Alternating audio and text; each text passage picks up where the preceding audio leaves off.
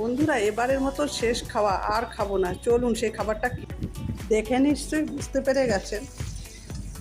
আলু পটল আর খেতে ভালো লাগছে না। কত মাস ধরে পটল চলছে বলুন তো। অনেক খেয়েছি পটল ভাজা, পটল ভাপা, পটল চিংড়ি।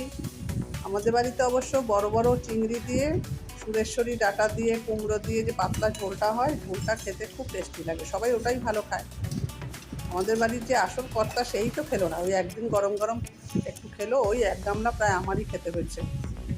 তাই ভাবছি আর করবোই না। আপনারা পটল খেতে ভালোবাসেন? কমেন্ট করে জানাবেন। আসলে একঘেয়েমি খাবার আর ভালো লাগে না। মানে এত ঘেন্না ধরে গেছে।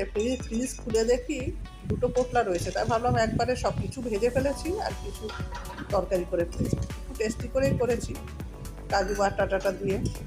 খুব সুন্দর হয়েছিল খেতে। কালারখানা দেখুন, সত্যি অনুষ্ঠান বাড়ির মতনই হয়েছে। যাই হোক বন্ধুরা, আমার ভিডিওগুলো একটু শেয়ার করবেন প্লিজ, আর কমেন্ট করে জানাবেন আপনারা পটল খেতে ভালোবাসেন কিনা, পটলের কী কী পদ খান। আর প্লিজ একটু সাবস্ক্রাইব করবেন। সবাই ভালো থাকবেন, সুস্থ থাকবেন।